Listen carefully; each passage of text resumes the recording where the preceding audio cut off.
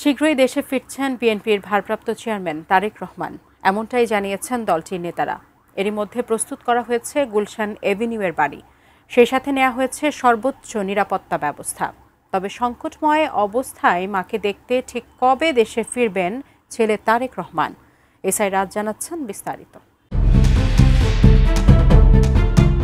জীবন মৃত্যুর সন্ধিক্ষণে BNP chairperson Begum Khaleda Zia গত 10 দিন যাবৎ রাজধানীর এভারকেয়ার হাসপাতালে অসুস্থতার সাথে লড়াই করছেন তিনি। কিন্তু সংকটময় এই মুহূর্তে নিজের পাশে পাচ্ছেন না বড় ছেলে তারেক রহমানকে। এমন অবস্থায় মাকে দেখতে কবে দেশে আসবেন তারেক রহমান, সেটাই এখন সবার আলোচনার কেন্দ্রবিন্দুতে।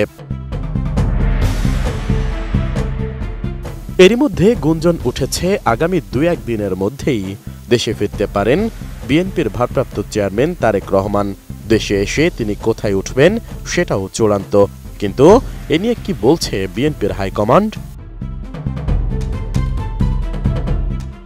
আমি বুঝি নির্মাণের শিল্প, সালাম স্টিল বোঝে durability. Salam steel, most durable steel. Tarek রহমানের দেশে ফেরার বিষয়ে 1 ডিসেম্বর রাতে গুলশানে বিএনপি চেয়ারপারসনের কার্যালয়ে অনুষ্ঠিত দলটির সর্বোচ্চ নীতি নির্ধারণী ফোরাম জাতীয় স্থায়ী কমিটির বৈঠক শেষে স্থায়ী কমিটির সদস্য সালাউদ্দিন আহমেদ সাংবাদিকদের জানান, খুব শিগগিরই দেশে ফিরবেন তারেক রহমান।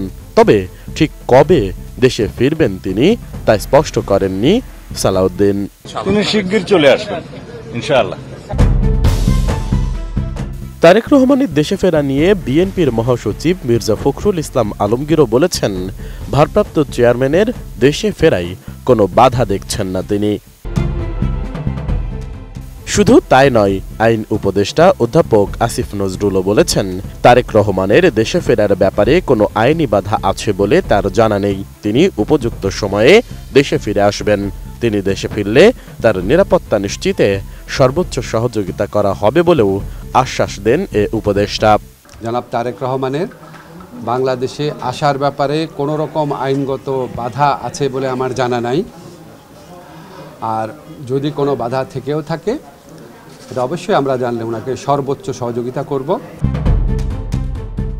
যদিও তারেক রহমান কয়েকদিন আগে এক স্ট্যাটাসের মাধ্যমে নিজেই জানিয়েছেন দেশে ফেরার বিষয়টি তার একার সিদ্ধান্তের বিষয় নয়। এর মধ্যেই সামাজিক যোগাযোগ মাধ্যমে তার দেশে ফেরার গুঞ্জন ছড়িয়ে পড়েছে। দলীয় সূত্রে জানা গেছে, তারেক রহমানের জন্য গুলশান এভিনিউয়ের 196 নম্বর বাড়ি প্রস্তুত করা হয়েছে। চলতি মাসেই যে কোনো দিন দেশে ফিরতে পারেন তিনি। শুধুমাত্র কৌশলগত কারণে ভারপ্রাপ্ত চেয়ারম্যানের ফেরার সুনির্দিষ্ট তারিখ বা দিনক্ষণ দলের পক্ষ থেকে প্রকাশ করা হচ্ছে না।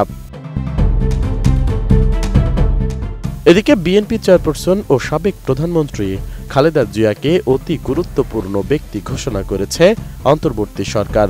জানা গেছে, সাবেক প্রধানমন্ত্রীর জন্য বিশেষ নিরাপত্তা বাহিনী স্পেশাল সিকিউরিটি ফোর্স নিয়োগ দেওয়া হয়েছে। এর মধ্যে কাজও শুরু করেছে এসএসএফ। ইতোমধ্যে এভারকেয়ার হাসপাতালের নিরাপত্তা ব্যবস্থাও জোরদার করা হয়েছে। হাসপাতালের মূল ফটকের 2 পাশে ব্যারিকেড বসানো হয়েছে এবং সংশ্লিষ্ট ব্যক্তি ছাড়া কাউকে সেখানে ভিড় করতে দিচ্ছে না পুলিশ সদস্যরা। এসআই রাজ, এটিএন নিউজ, ঢাকা।